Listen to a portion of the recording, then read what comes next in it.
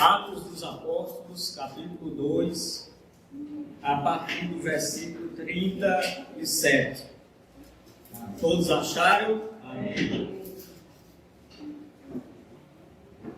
Diz assim a palavra de Deus: ouvindo eles estas coisas, compungiu-se-lhe o coração, e perguntaram a Pedro e aos demais apóstolos: que faremos, irmãos? Respondeu-lhe Pedro: arrependei-vos e cada um de vós seja batizado em nome de Jesus Cristo, para a remissão dos vossos pecados, e recebereis o dom do Espírito Santo. Pois para vós outros é a promessa, para vossos filhos, e para todos os que ainda estão longe, isto é, para quantos o Senhor nosso Deus chamar. Com muitas outras palavras, deu testemunho e encorajava-os, dizendo: salvai-vos desta geração perversa. Então, os que aceitaram a palavra foram batizados, havendo um acréscimo naquele dia de quase 3.000 pessoas. E perseveravam na doutrina dos apóstolos e da comunhão, no partir do pão e das orações. Em cada alma havia temor, e muitos prodígios e sinais eram feitos por intermédio dos apóstolos. Todos os que creram estavam juntos e tinham tudo em comum. Vendiam as suas propriedades e bens, distribuindo o produto entre todos, à medida que alguém tinha necessidade. Diariamente perseveravam unânimes no templo, partiam o pão de casa em casa e tomavam as suas refeições com alegria e singeleza de coração, louvando a Deus e contando com a simpatia de todo o povo. Enquanto isto, acrescentava-lhes o Senhor, dia a dia, os que iam sendo salvos. Amém. Meus queridos irmãos, hoje, a pregação, ela será mais como uma aula. Então eu quero assumir esse tom mais professoral na pregação de hoje. O texto que nós lemos, ele está inserido no contexto do início da igreja. E aí muitas pessoas perguntam: quando foi que se iniciou a igreja? A igreja se iniciou lá em Atos dos Apóstolos, capítulo 2, no dia de Pentecostes. O que era o dia de Pentecostes? O dia de Pentecostes era o dia da festa de Pentecostes, celebrada pelos judeus. 50 dias após a Páscoa, se celebrava a festa de Pentecostes. E a palavra Pentecostes quer dizer justamente isso: 50 ou cinquentena, ou após 50 dias. E essa festa era celebrada 50 dias após a Páscoa. No Antigo Testamento, a festa de Pentecostes ela era chamada de a festa das colheitas, porque era 50 dias após a Páscoa que os israelitas faziam suas colheitas e eles levavam os primeiros frutos daquela colheita, as primícias, eles levavam e ofereciam no templo como oferta a Deus. Então a festa também era conhecida como festa das primícias. Então você pode dizer festa de Pentecostes, festa das colheitas ou festa das primícias. Mas foi exatamente no dia principal da festa de Pentecostes, ou seja, 50 dias após a Páscoa, 50 dias após a ressurreição de Jesus, que o Espírito Santo veio sobre os discípulos que estavam reunidos lá no cenáculo. Eu já disse para os irmãos que o cenáculo foi aquele lugar onde Jesus celebrou a última Páscoa e ali instituiu a ceia, o que nós chamamos e celebramos a ceia do Senhor. Então, o Espírito Santo, ele veio sobre os discípulos, ele veio sobre os apóstolos, e ali inaugurou-se a igreja do Senhor Jesus. Ela foi inaugurada nesse dia, ela se iniciou nesse dia com a descida do Espírito Santo. Então, nesse ponto, nós podemos dizer que toda a igreja é pentecostal. Entendam o que eu estou dizendo. Eu não estou falando pentecostal no sentido que se dá hoje, daquelas igrejas ditas pentecostais, que elas enfatizam que se tem que falar em línguas e coisas do gênero. Não é nesse sentido que eu estou falando. Quando eu digo que toda a igreja ela é pentecostal, é no sentido de que ela nasceu no dia de Pentecostes, quando o Espírito Santo veio. Naquele dia, Pedro, apóstolo de Jesus, ele fez a sua primeira pregação como apóstolo. A sua primeira pregação pública como apóstolo.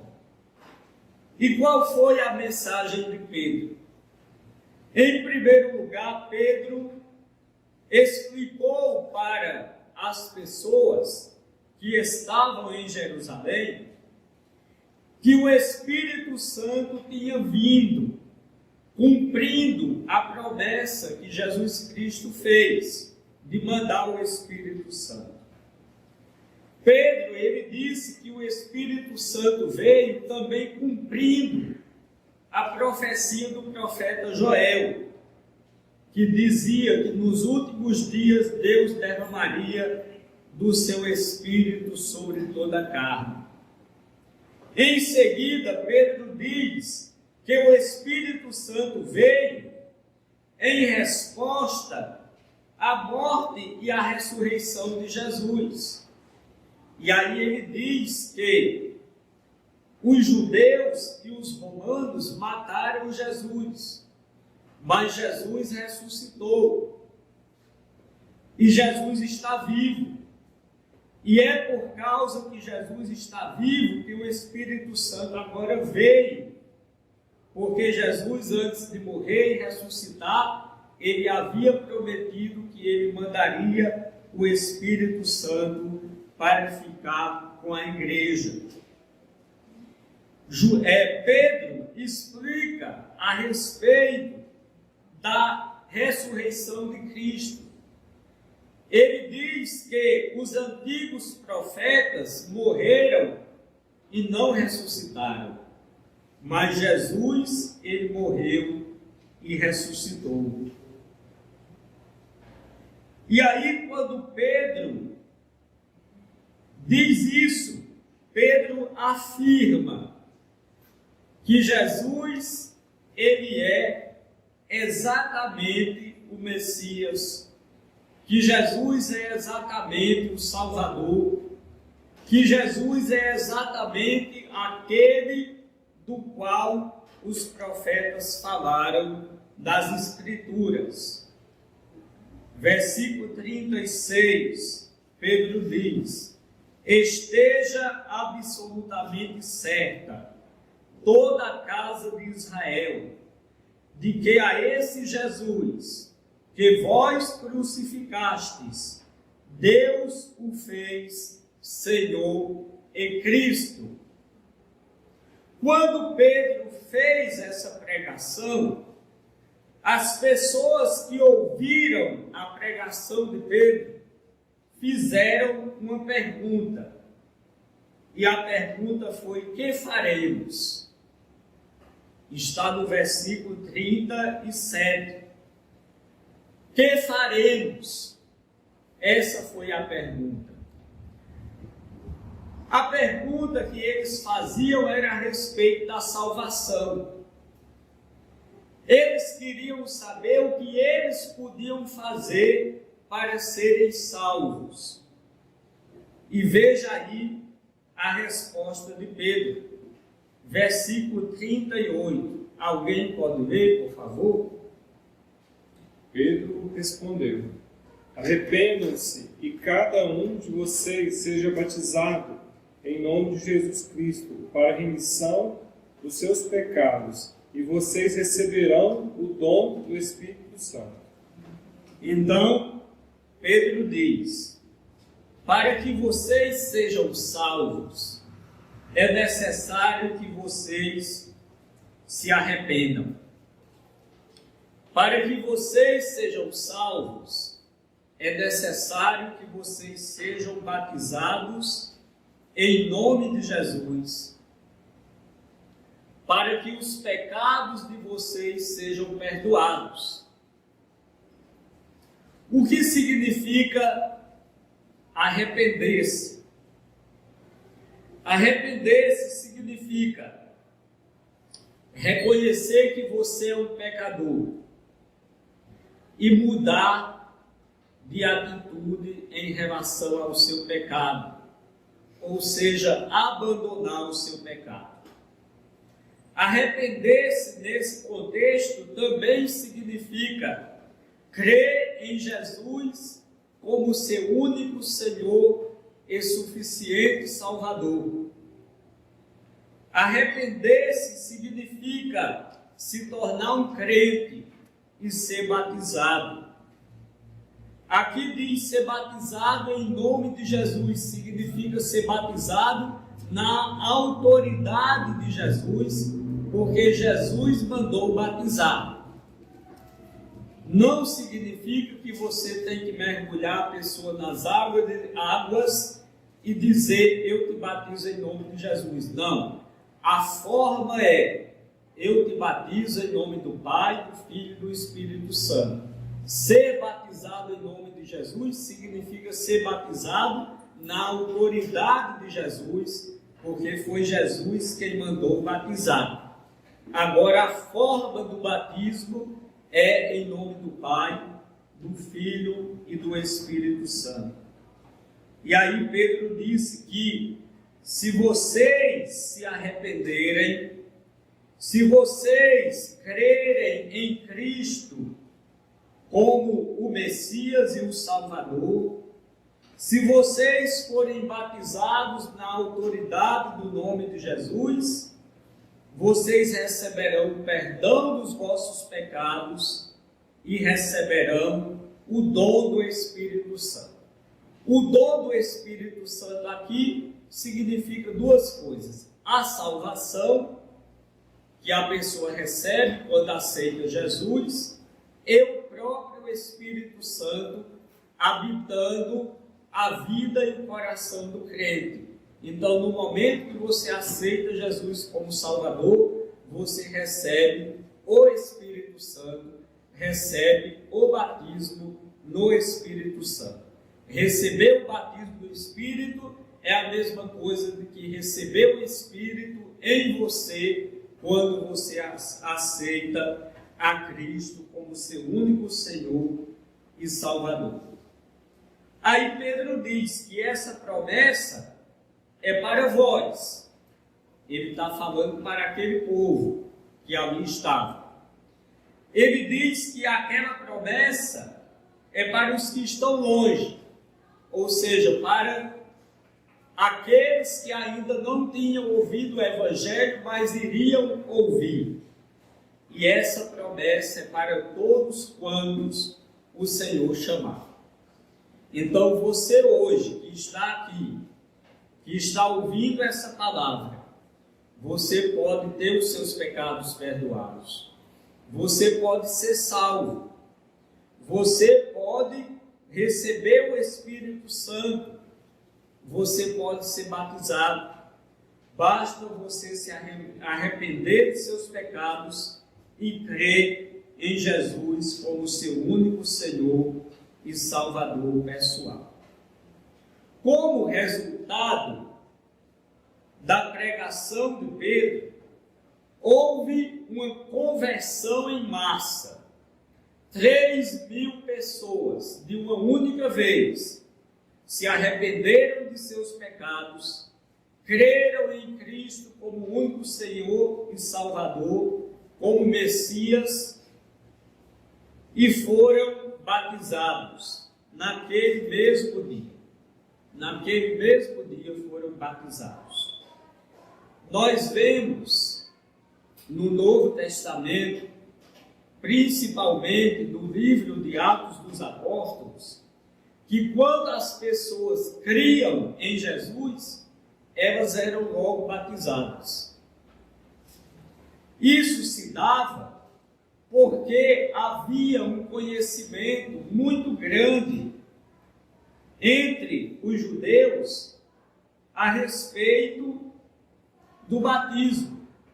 Antes de Jesus mandar batizar, João Batista já batizava. Então o batismo não era novidade.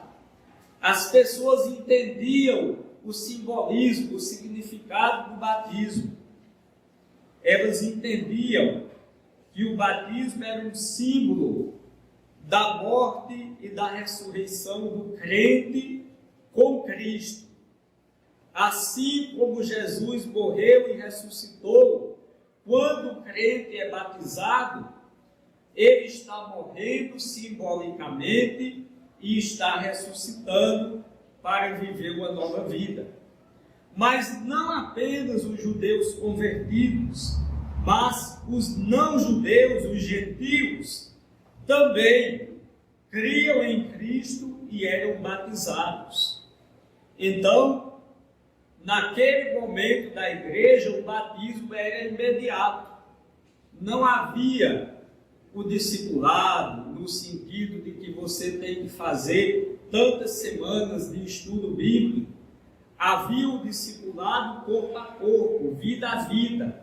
Os batizados entravam na igreja e aprendiam como ser um cristão, observando a vida dos outros, o exemplo. Então, 3.000 pessoas foram batizadas.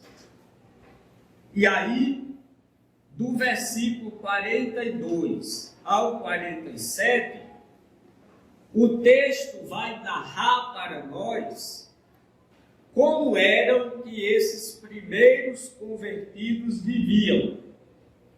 Em primeiro lugar, eles perseveravam na doutrina dos apóstolos, na comunhão, no partir do pão e nas orações. O que era a doutrina dos apóstolos? Doutrina significa ensino. Então, a doutrina dos apóstolos era o ensino dos apóstolos. Os apóstolos aprenderam de Jesus. E agora os apóstolos estavam ensinando aquilo que eles aprenderam para a igreja. E a igreja seguia a doutrina dos apóstolos. Meus amados irmãos, toda verdadeira igreja de Jesus, ela segue o ensino dos apóstolos. Então, nesse sentido, toda igreja que segue o ensino dos apóstolos, ela é uma igreja apostólica. A nossa igreja é uma igreja apostólica. Por que apostólica? Porque nós, na nossa doutrina, procuramos seguir o ensino dos apóstolos. E onde é que nós encontramos o ensino dos apóstolos? Nós encontramos o ensino dos apóstolos na Palavra de Deus, no Novo Testamento especificamente. Aquela igreja, ela seguia a comunhão. O que é a comunhão? É a união, a unidade entre os irmãos. Meus irmãos, uma igreja saudável é uma igreja onde os seus membros vivem unidos. Uma igreja saudável é uma igreja onde os membros, eles têm comunhão uns com os outros, amizade, amor, respeito. Isso é a comunhão. E isso tem que haver entre nós. Entre nós não pode haver divisão, não pode haver murmuração, não pode haver quem fale mal do outro. Isso não é comunhão. Quando existe murmuração, divisão e maledicência na igreja, a igreja está doente. Uma igreja saudável é uma igreja onde há comunhão. E havia também entre eles oração. Oração. A oração era uma marca daquela igreja primitiva. E a oração, ela é muito importante na igreja. Nós temos aqui na nossa igreja as nossas reuniões de oração.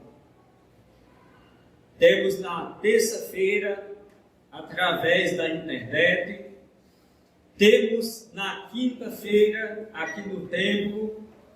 Em todos os cultos nós temos o nosso momento de oração, mas você não deve ficar esperando orar apenas no dia que você vem no culto. Não. Você deve ter a sua vida de oração no seu lar, a sua vida de oração pessoal com Deus. Versículo 43. Alguém leia, por favor. Em toda a alma havia temor, e muitas maravilhas e sinais que se faziam pelos apóstolos. Outra marca daquela igreja é que havia temor. Temor significa um medo respeitoso. Eu temo porque eu tenho medo e eu tenho respeito. Então a igreja, ela tinha temor. Ela tinha medo e respeito para com Deus e para com as coisas de Deus. Pastor, nós temos que ter medo de Deus? De certa forma sim, e de certa forma não. Quando é que sim? É porque Deus, ele é santo, ele é perfeito, ele é majestoso. Deus, ele não aceita o pecado. Deus, ele vive num santo lugar. A santidade de Deus deve nos fazer ter medo de ofender a Deus. Não medo de Deus em si, mas medo de ofendê-lo. E não porque Deus, ele é o Pai de todos aqueles que já aceitaram Jesus. Então, nesse sentido, você deve buscar aproximar-se de Deus, ter comunhão com Deus. Aquela igreja tinha temor, e os apóstolos realizavam sinais entre o povo. E todos os que criam estavam juntos e tinham tudo em comum. Era uma característica daquela igreja primitiva. Qual era a característica deles? Era que eles vendiam suas propriedades, davam o dinheiro aos apóstolos, e esse dinheiro era repartido para o sustento de todos. Dizem os estudiosos que provavelmente esse modelo de igreja em comunidade, ela durou pouco tempo. Segundo os estudiosos, isso acontecia porque muitos peregrinos, pessoas que moravam fora de Jerusalém, eles passaram a vir para Jerusalém para aprender com os apóstolos. E aí eles tinham que ser sustentados. E aquela primeira igreja teve essa visão de sustentar aqueles que vieram para aprender com os apóstolos dessa maneira. Vendiam o que tinham e repartiam entre si. Mas a lição que nós podemos tirar disso é que havia solidariedade. Isso é uma coisa também que deve haver na igreja até os dias de hoje. Solidariedade. Devemos ser solidários uns com os outros. E diariamente todos perseveravam no templo, adorando a Deus, perseveravam de casa em casa, partindo o pão. O que significa partir o pão de casa em casa? Significava a celebração da ceia do Senhor.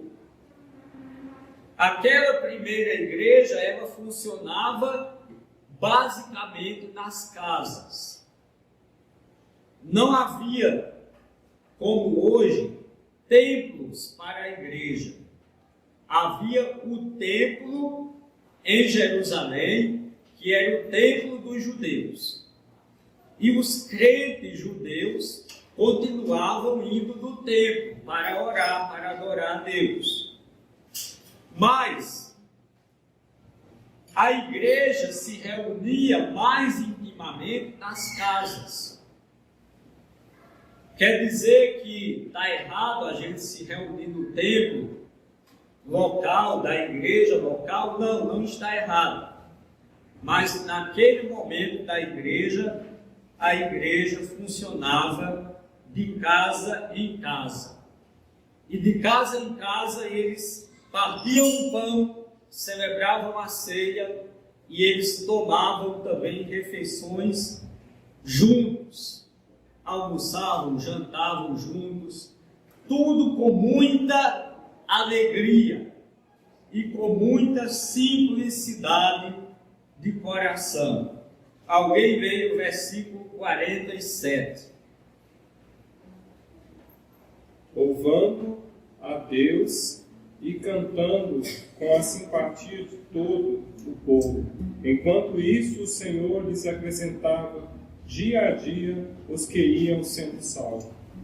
Isso, então eles louvavam a Deus, todo o povo simpatizava, isso era na cidade de Jerusalém, né? O povo simpatizava com a igreja e a cada dia Deus ia acrescentando aqueles que haviam de ser salvos. Para encerrar este momento de meditação na palavra de Deus, nós podemos dar um título a tudo isso que nós dissemos. E o título é A Salvação, a Graça e a Comunhão. E nós podemos fazer algumas aplicações. A primeira aplicação: só existe salvação em Jesus. E para que você seja salvo, você precisa arrepender-se, você precisa, arrependido, batizar-se na autoridade do nome de Jesus, para que você receba o perdão dos seus pecados e o Espírito Santo em sua vida. A segunda aplicação: se você já é um crente, se você já é um salvo, você deve fazer parte da igreja, perseverando na doutrina, perseverando na oração, perseverando no partir do pão, perseverando na comunhão, sendo solidário e louvando a Deus de todo o seu coração. Essas duas aplicações servem para nós.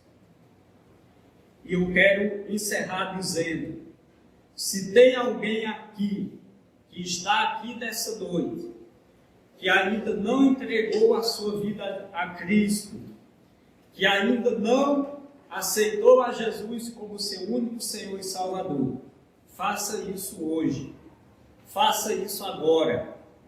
Arrependa-se de seus pecados e entregue a sua vida a Jesus, para que você seja salvo e para que você receba o Espírito Santo em sua vida. Para os demais que já aceitaram a Jesus, continue firme, animado no Senhor, olhando somente para Cristo. Amém? Amém. Eu quero dar alguns avisos e nós vamos encerrar o nosso culto. Terça-feira temos o nosso culto de oração através do Google Meet.